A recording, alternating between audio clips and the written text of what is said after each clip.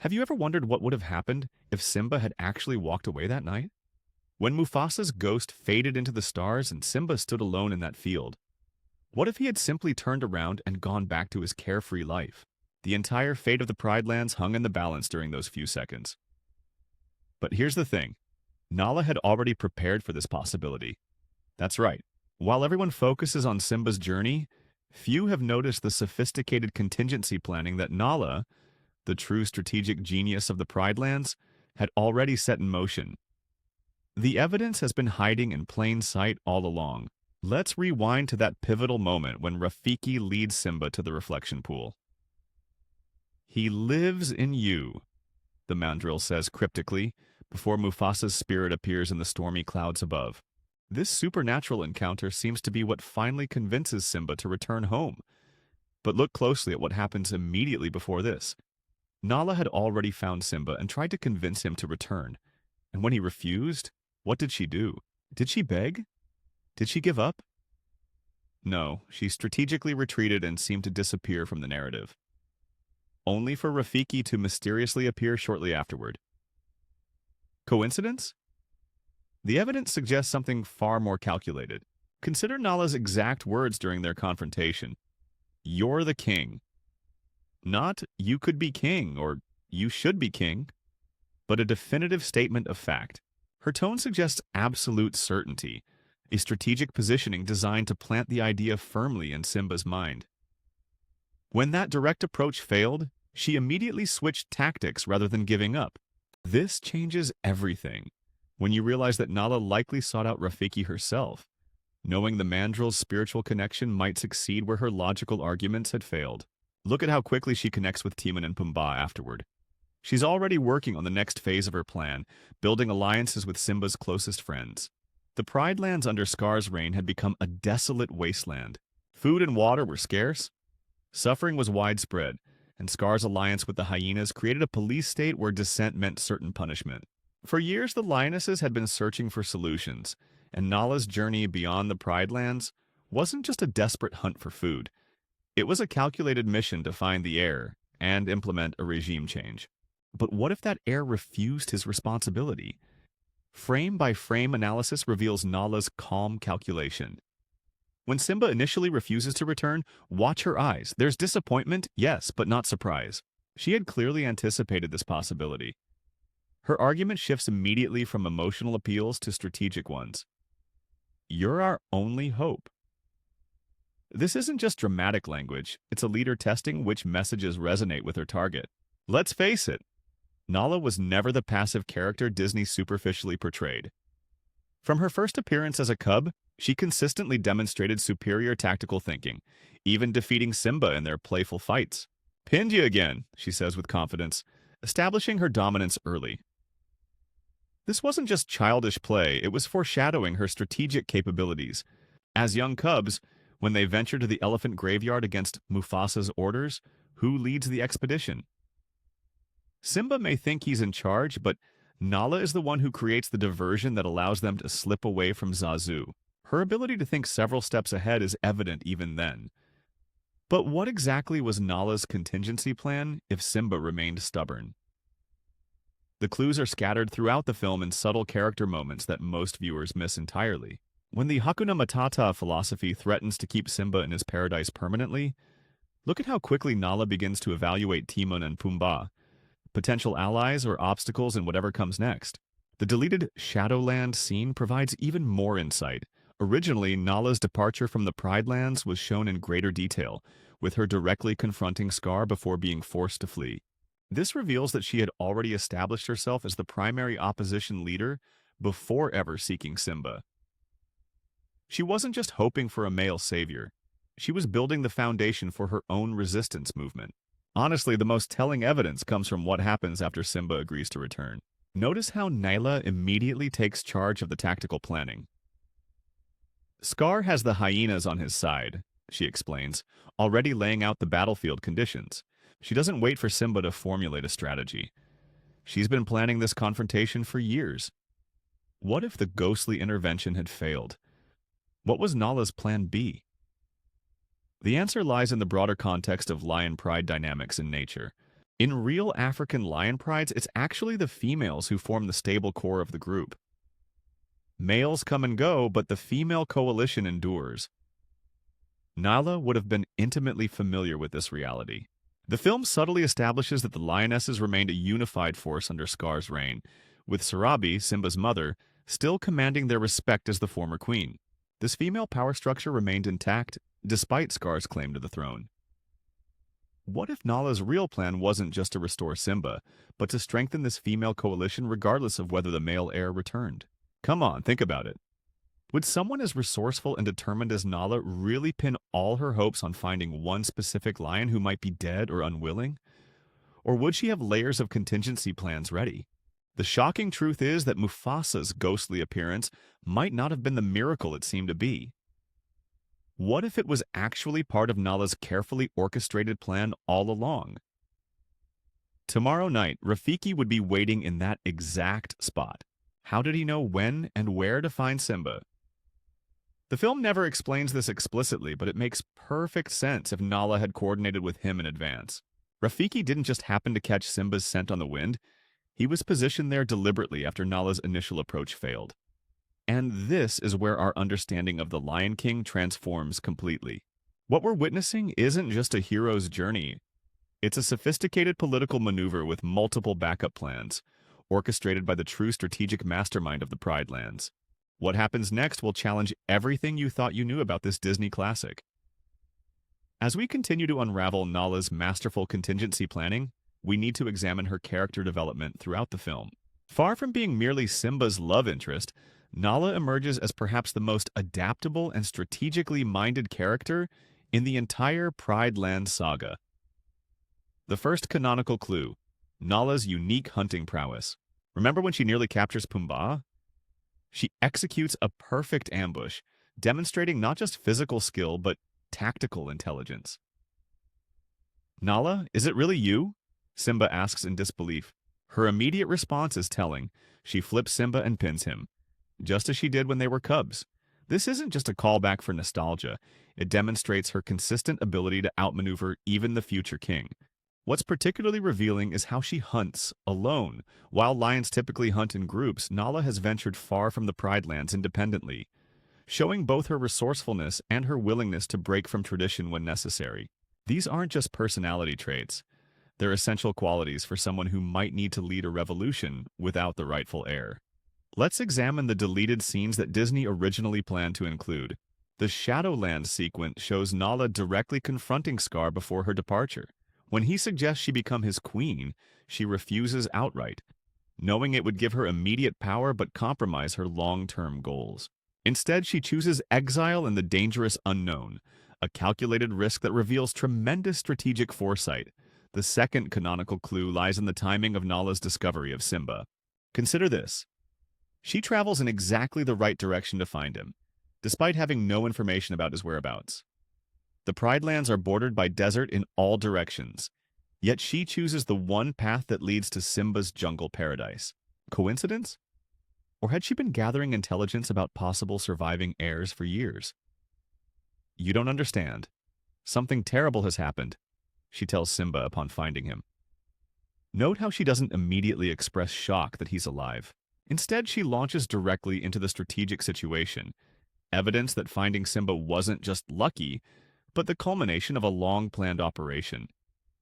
This changes everything when we consider the survival skill set Nala developed. By the time she finds Simba, she has become an elite operative, capable of long-distance travel through hostile territory, expert hunting in unfamiliar environments, and infiltrating new social groups. Note how quickly she makes allies of Timon and Pumbaa after the initial confrontation. The third canonical clue comes from her immediate reaction to Simba's refusal. Watch her face carefully in this pivotal scene. There's disappointment, but not desperation. She doesn't plead or break down. Instead, she delivers a judgment. "You're not the Simba I remember."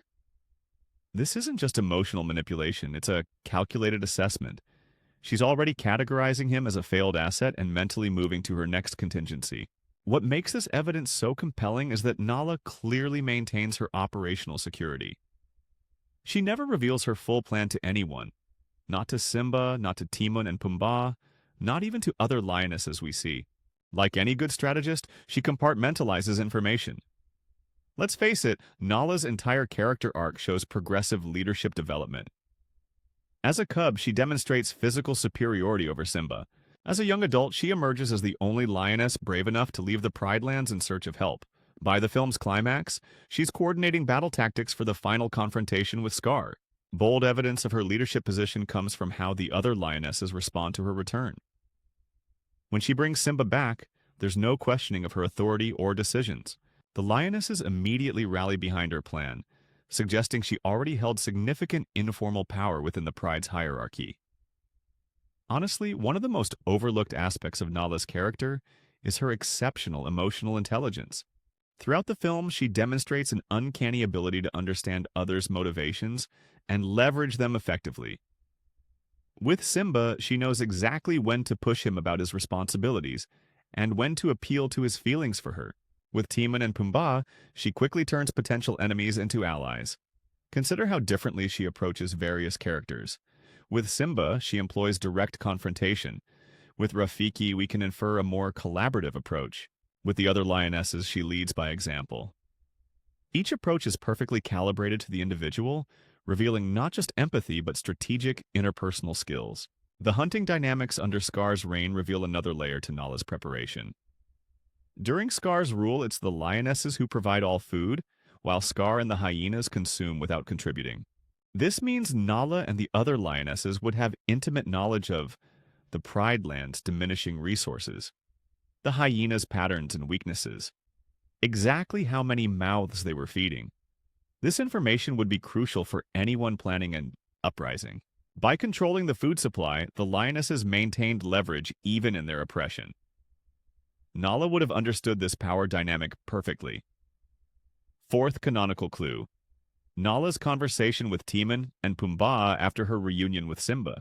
He's the rightful king, she explains, continuing to establish Simba's legitimacy even when speaking to these seemingly irrelevant jungle dwellers. Why bother unless she's already recruiting them into her broader plan? She's building a coalition, piece by piece. The way Nala navigates the complex politics of the Pride Lands reveals training beyond what we see on screen. Remember, she grew up under Mufasa's reign, witnessing his diplomatic handling of various animal factions. Then she survived Scar's coup and subsequent tyranny. These experiences would have given her a masterclass in both legitimate governance and resistance tactics. But what specifically hints at her contingency planning? Pay attention to how she secures Timon and Pumbaa's loyalty before Simba ever agrees to return. Any friend of Simba's is a friend of ours, they tell her. She's already established the beginning of a diverse coalition that crosses species boundaries. A revolutionary act in the stratified Pride Land society. What's particularly impressive is how Nala maintains focus on the ultimate mission, despite personal feelings. When she and Simba reconnect romantically during Can You Feel the Love Tonight, she doesn't let this distract her from the larger goal. By the end of that very sequence, she's back to discussing the strategic situation in the Pride Lands. The fifth canonical clue is hidden in her interaction with Rafiki. Though we don't see them plan together on screen, their actions are perfectly coordinated. After Nala's direct approach fails, Rafiki appears with a different angle of persuasion. Then, when Simba decides to return, Nala has already mobilized and is ready to join him immediately. This level of synchronization suggests prior planning. Watching The Lion King through this lens transforms our understanding of Nala completely. She's not just following Simba's hero journey, she's orchestrating a complex regime change operation with multiple contingency plans, backup assets, and strategic alliances. This changes everything when we consider her position in the Pride's female hierarchy. With Sarabai, the former queen, aging and grieving, Nala has positioned herself as the de facto leader of the resistance. This is why she's the one who leaves to find help, not because she's expendable, but because she's the most capable operative they have. The film subtly establishes that Nala has been preparing for leadership her entire life. As a cub, she was already more serious and focused than Simba. While he was preoccupied with playing king, she was actually developing the skills that would make her an effective leader: hunting, fighting, strategic thinking, and forming alliances. What if Nala's search for help wasn't just about finding Simba specifically? What if she was looking for any advantage? Military support? new territory for the Pride, potential allies, and finding Simba alive was just one particularly fortunate outcome among many possibilities she had prepared for. The most compelling evidence comes from examining how quickly she adapts when her initial plan succeeds. As soon as Simba agrees to return, Nala immediately shifts from persuasion to tactical planning. There's no moment of surprise or adaptation required. She's ready with the next phase of her operation instantly. This suggests she had mapped out multiple scenarios in advance, including what to do if Simba actually agreed to return. Come on, think about it. During the years of Scar's reign, would someone as intelligent as Nyla simply wait around hoping for a miracle? Or would she be actively developing her skills, building alliances among the lionesses, mapping the territory, studying the enemy, and preparing for multiple contingencies? Everything we see in her character points to the latter. And this is precisely what makes Nala's hidden strategy so fascinating. While Simba's journey gets all the attention, Nala's parallel development from cub to revolutionary leader happens largely in the background. Yet it's arguably the more impressive transformation. What if Simba had permanently refused to return? What alternative plans did Nala have ready? And how do these plans connect to what we see in The Lion King 2? The answers reveal a strategic depth to Nala's character that changes our understanding of the entire Pride Lands saga. Now we come to the heart of Nala's strategic genius. What exactly was her contingency plan if Simba permanently refused to return? The answer lies in understanding how lion prides actually function in nature, and how the Pride Lands' political structure had evolved under Scar's reign. The sixth canonical clue reveals Nala's true backup plan, the formation of a lioness coalition that could function with or without Simba. Throughout the film, we see that despite Scar's technical position as king, the lionesses maintain their own power structure with Sarabi still functioning as their leader. When Scar demands to know why they aren't hunting, it's Sarabi who answers for the entire group. This isn't just a remnant of her former status as queen, it's evidence of an ongoing female leadership structure operating in parallel to Scar's reign. Look closely at how the lionesses move and communicate during Scar's rule. They hunt together, rest together, and clearly share information. Even under oppression, they've maintained group cohesion, the fundamental requirement for any resistance movement. Nala would have recognized this female solidarity as their greatest strength. In real African lion prides, females form the stable core while males often come and go. Females typically remain with their birth pride for life, creating deep bonds and sophisticated social networks. Males, by contrast, are eventually driven out to become nomads or to challenge for leadership of other prides. This means the true continuity of any pride lies with its females, not its males. This changes everything. When we realize that Nala wasn't just seeking a male savior, she was developing the foundation for a female-led revolution, regardless of whether Simba returned. The evidence becomes clearer when we re-examine what happens after Nala leaves the Pride Lands. Scar immediately notices her absence, asking, "Where is your hunting party?" before summoning Sarabi. This suggests Nala had already become a significant enough figure that her disappearance created a noticeable disruption, even for the self-absorbed Scar. The seventh canonical clue comes from Nala's relationship with Sarabi. Though they have limited interaction on screen, their coordination is evident. When Nala returns with Simba, Sarabi immediately supports their cause without question. This instant alignment suggests they had an established understanding. Sarabi had likely authorized Nala's mission, perhaps even helped plan it. Consider what would have happened if Nala had returned without Simba. Would the mission have been a failure? Not necessarily. She would have returned with valuable intelligence about the lands beyond their borders, potential escape routes, new hunting grounds, and possibly even new allies. Each of these resources would have strengthened the Lioness Coalition's position, even without a male heir to rally behind. Honestly, when we reinterpret the "Can you feel the love tonight" sequence through this strategic lens, something fascinating emerges. Yes, Nala and Simba reconnect romantically, but notice how this bonding serves her larger goal. By the end of that very sequence, she's successfully reestablished her influence over Simba. Even if he initially refuses to return, she's created an emotional connection she can leverage later. What about the crucial role of Zazu in Nala's network? Though largely played for comic relief, Zazu represents a critical intelligence asset. As Mufasa's former majordomo, he has intimate knowledge of the Pride Land's political structures animal factions, and territorial boundaries. During Scar's reign, we see him literally caged, but his mind remains free. When liberation comes, he immediately resumes his administrative role without missing a beat, suggesting he had maintained his mental readiness throughout captivity. Let's face it, a revolutionary network requires three things: leadership, intelligence, and combat capability. With Nala and Sarabi providing leadership, Zazu offering intelligence, and the lioness's collective hunting skills transferable to combat, all the elements of an effective resistance were already in place. Simba's return simply accelerated a process that was already underway. The eighth canonical clue is hidden in plain sight: the lioness's immediate battle readiness when Simba challenges Scar. They don't hesitate or require training. They move as a coordinated unit against the hyenas. This level of combat readiness doesn't develop spontaneously. They had been preparing, very likely under Nala and Sarabi's guidance, for exactly this confrontation. What's particularly brilliant about Nala's approach is how she developed multiple contingency paths simultaneously. The Simba Restoration, primary plan: return the rightful heir to the throne. The Lioness Revolution, contingency plan B: overthrow Scar through unified female action without a male leader. The Pride Migration, contingency plan C: abandon the depleted Pride lands entirely for new territory. Each of these options remained viable throughout her operation. Even as she pursued Simba, she maintained the groundwork for the alternatives. This isn't just good planning, it's masterful strategic thinking that minimizes the risk of catastrophic failure. This changes everything about how we understand the climactic battle at Pride Rock. What appears to be a spontaneous uprising in support of Simba is actually the execution of a long-planned operation. Note how quickly the lionesses engage the hyenas in coordinated combat. There's no confusion, no hesitation, just immediate, effective action that suggests prior planning. Consider the moment when Scar confesses to Simba that he killed Mufasa.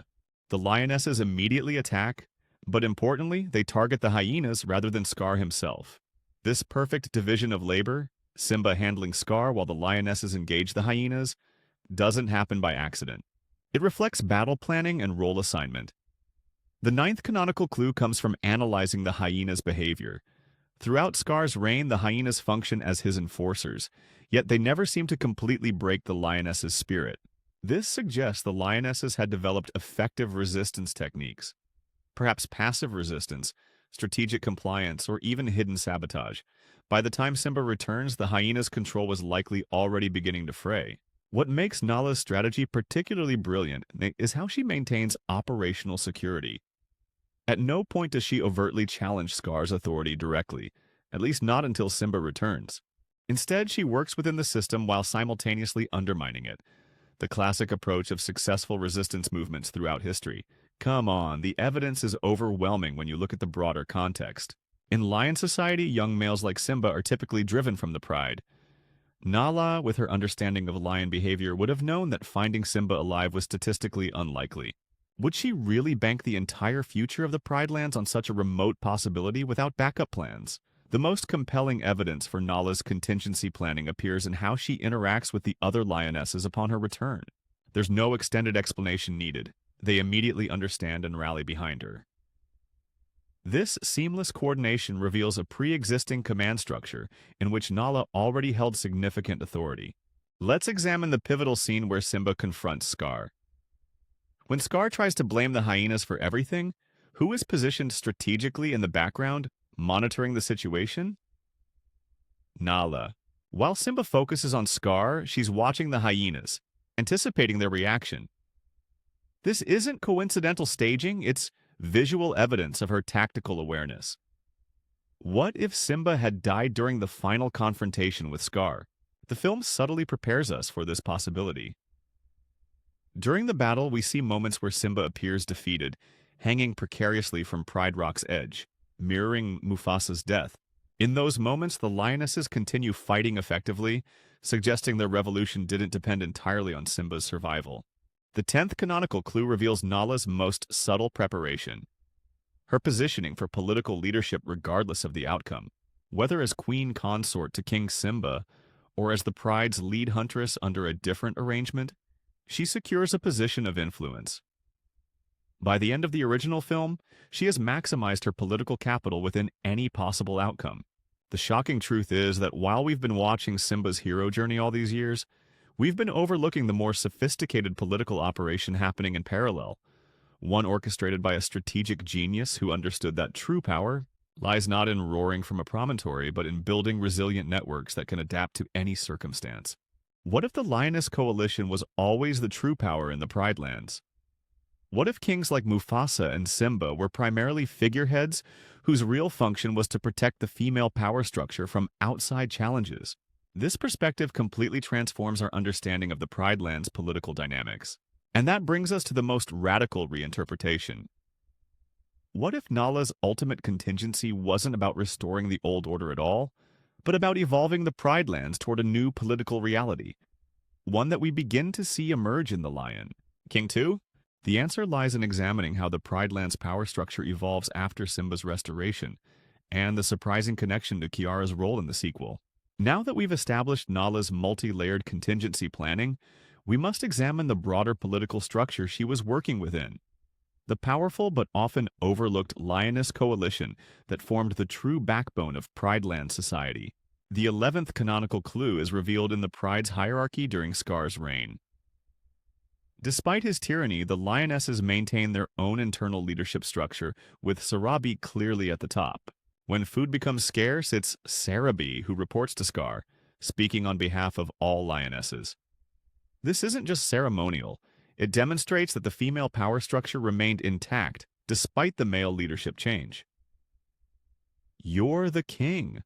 You can do whatever you want," Zazu tells a young Simba early in the film. This seemingly throwaway line actually reveals a profound misunderstanding of Pride Lands politics. As Nala would have recognized, true power never resided solely with the male ruler. It was always shared with and often fundamentally derived from the female coalition. In real African lion prides, females collaborate to defend territory, hunt, and raise cubs collectively. Males, despite their impressive manes and roars, primarily serve two functions: defending against outside male challengers and siring cubs. The day-to-day operations, sustainability, and continuity of the pride depend entirely on the females. Nala's genius was in recognizing this biological reality and leveraging it politically. This changes everything about how we interpret Sarabi's role during Scar's reign. Her resistance wasn't just personal, it was political. By maintaining her position as the lioness's leader, she preserved a power structure that could eventually challenge Scar when the moment was right.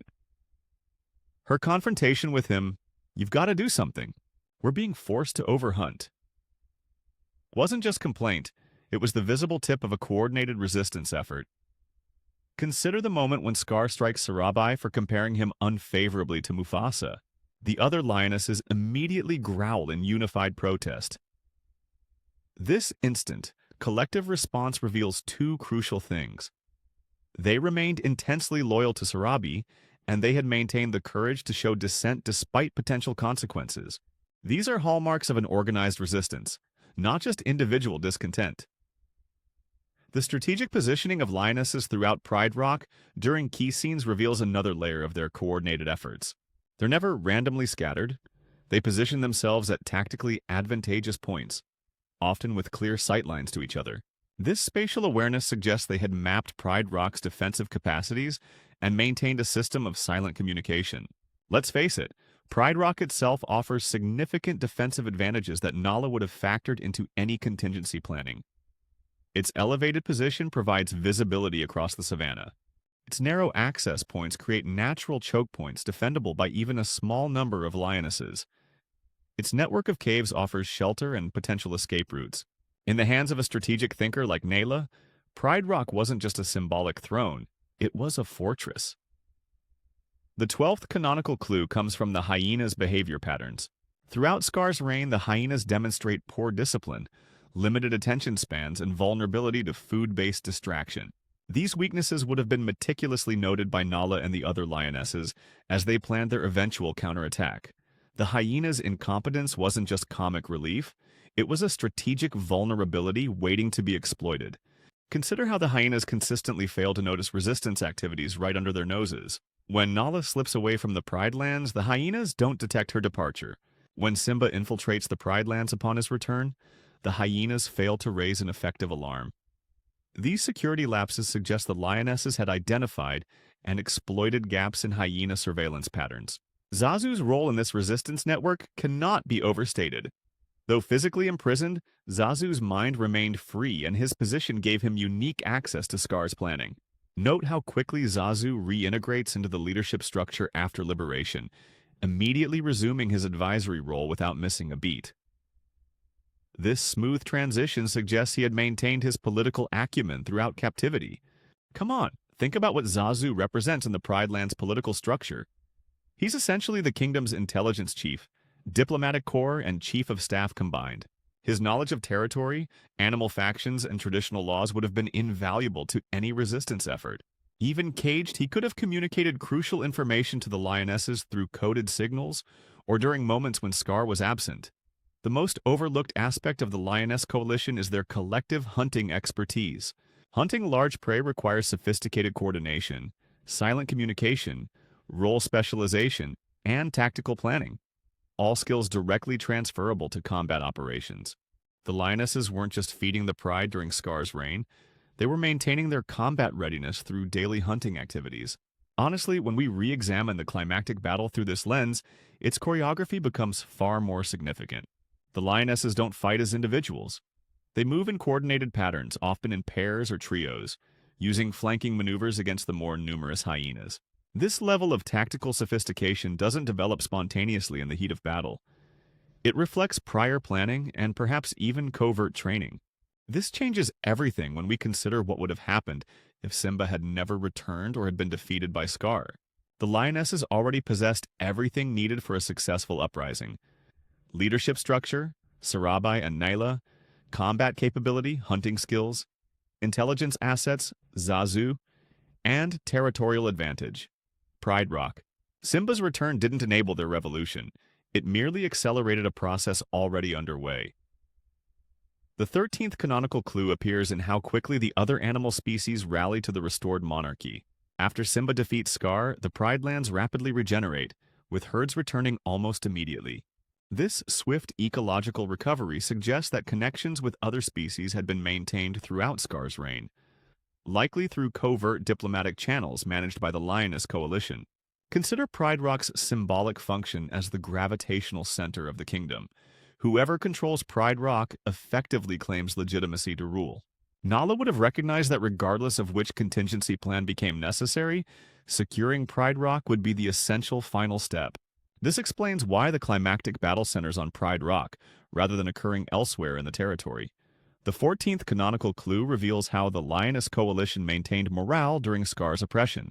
Despite harsh conditions, the lionesses never succumbed to infighting or betrayal. This remarkable cohesion during crisis suggests they had developed resilience techniques, perhaps through storytelling, secret ceremonies, or other morale-building activities conducted out of the hyena's sight. Let's face it, the true tragedy of Scar's reign wasn't just ecological devastation.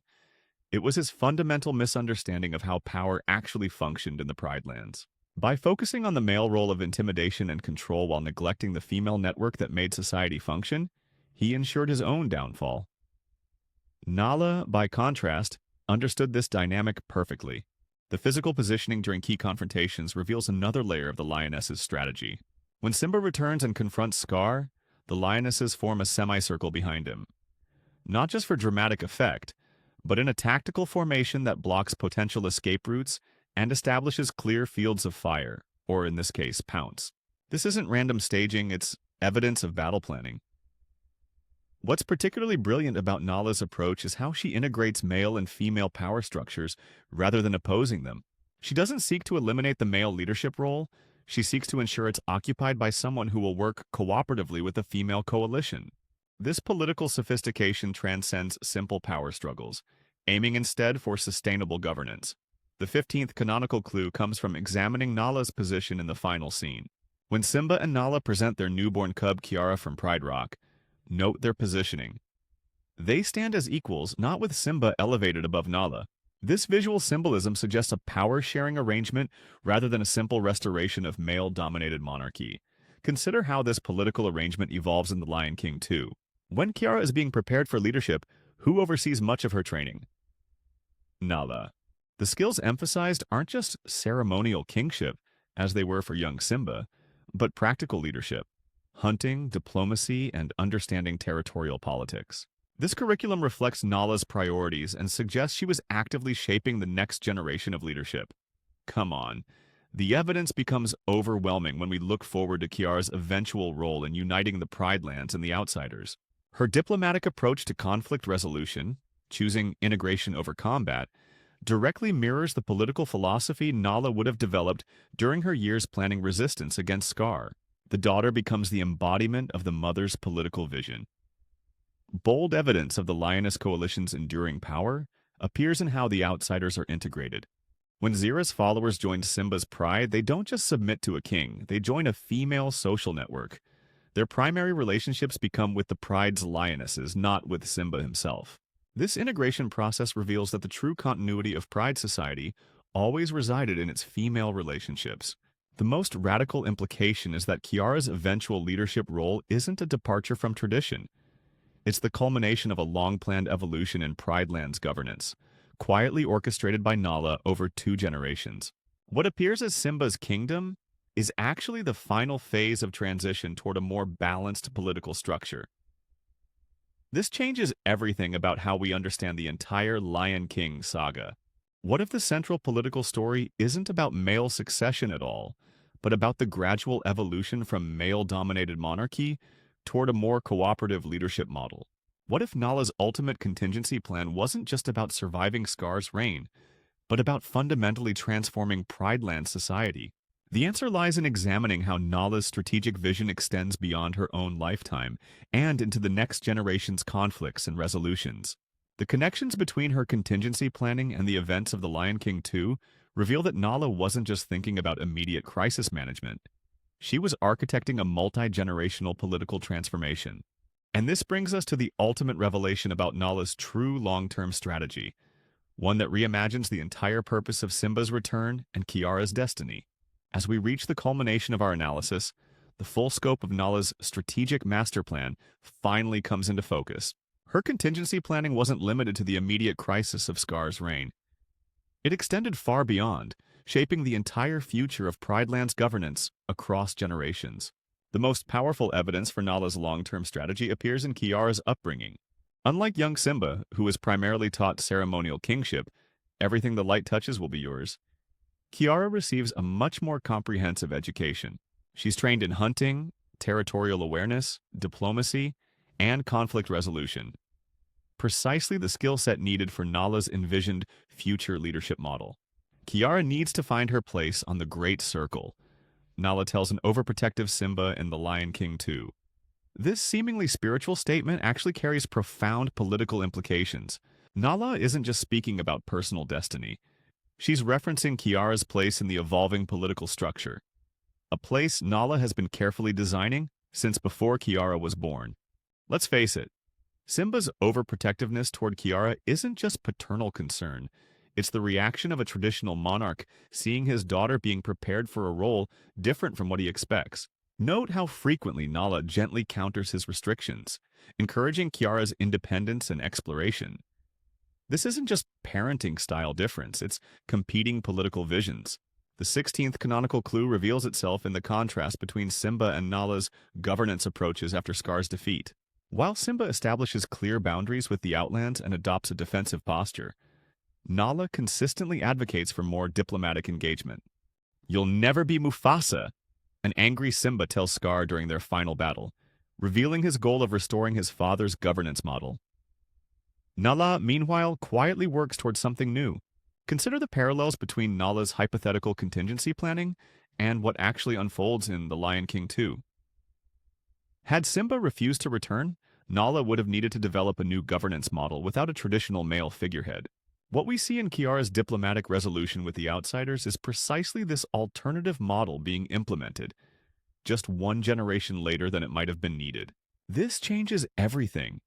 When we realize that Kiara's eventual "we are one" philosophy isn't a youthful innovation, it's the culmination of Nala's long-developed political vision.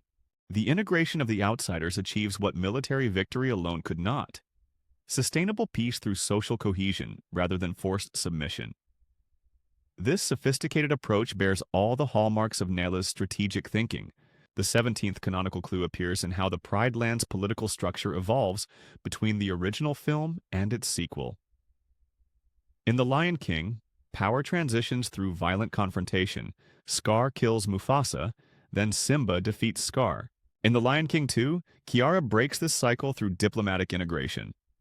This dramatic shift in conflict resolution approach reflects Nala's influence operating behind the scenes. The real-world parallels to African lion pride dynamics make this interpretation even more compelling. Research has shown that prides with stable female coalitions and cooperative leadership structures survive environmental challenges more successfully than those dominated by a single male figure. Nala's strategy aligns perfectly with this biological reality. She's not fighting nature, she's working with it. Come on, think about what happens when male lions take over a pride in nature.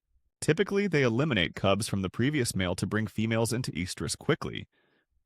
Scar's failure to eliminate Simba, despite trying, violated this pattern and ultimately led to his downfall. Nala would have understood these succession dynamics intimately and factored them into her planning.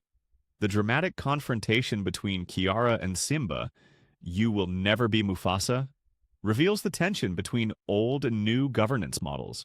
Simba attempts to rule as his father did, through strength and clear boundaries. Kiara, shaped by Nala's influence, proposes a different approach based on integration and mutual understanding. This isn't just generational conflict, it's competing political philosophies playing out. The most overlooked aspect of Nala's strategy is how she balances immediate crisis management with long-term structural change. While dealing with Scar's tyranny required urgent action, her ultimate goal wasn't just restoration but transformation. This explains why she accepts Simba's return and traditional kingship in the short term, while simultaneously laying groundwork for Kiara's different approach in the future. This changes everything about how we interpret the famous circle of life philosophy that permeates the films. What appears initially as a simple ecological metaphor reveals itself as a sophisticated political philosophy, one that emphasizes system sustainability over individual power, interconnection over hierarchy, and adaptation over rigid tradition. This isn't just spiritual teaching, it's Nala's governance manifesto. Honestly, when we examine Zira's character through this lens, she becomes Nala's political negative image. Where Nala builds coalitions and plans for sustainable governance, Zira clings to old models of personal loyalty and violent succession.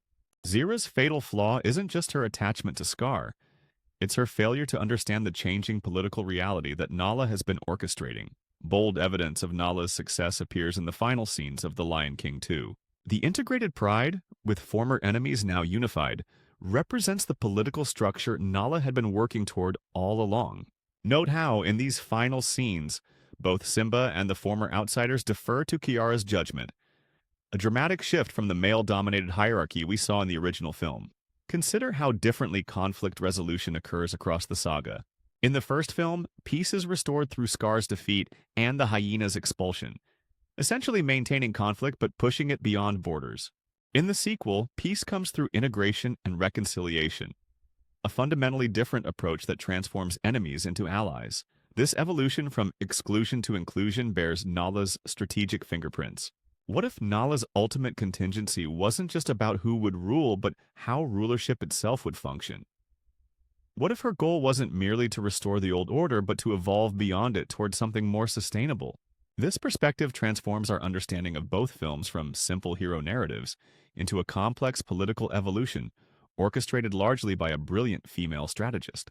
The 18th canonical clue comes from examining who actually resolves the central conflicts. In the original film, Simba defeats Scar in traditional male combat. In the sequel, Kiara resolves the conflict through diplomacy and integration. This shift from physical dominance to diplomatic skill reflects exactly the transition Nala would have planned, leveraging traditional male leadership in the short term while building toward a more sophisticated model for the future. The parallels to real African societies are striking. Many traditional African governance systems balanced male and female power through complementary leadership structures, with women often controlling resource distribution, social cohesion, and succession planning, while men handled external defense and ceremonial representation. Nala's strategy essentially moves the Pride lands toward this more balanced model. This changes everything about Mufasa's ghostly role in both films. In the first movie, he primarily emphasizes Simba's duty to reclaim the throne, reinforcing traditional male succession. In the sequel, his wisdom evolves toward "we are one," aligning with Nala's integrative vision.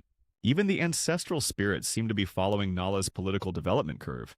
The final and most compelling evidence comes from the last scenes of The Lion King 2, as Kiara and Kovu stand together on Pride Rock, with both Pridelanders and former outsiders unified below. Simba acknowledges, "Kiara was right. This isn't just paternal pride, it's the traditional male monarch finally recognizing the validity of the new governance model Nala has been nurturing all along." In this light, the true hero's journey of the Lion King saga isn't Simba's return, or even Kiara's coming of age.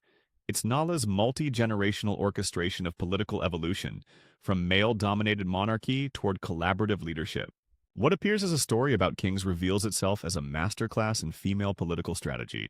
The shocking truth is that Nala's contingency planning for Simba's potential refusal ultimately shaped the Pride Land's destiny more profoundly than his actual return. While Simba restored the traditional order temporarily, Nala's long-term vision, implemented through Kiara, transformed that order into something more sustainable and just.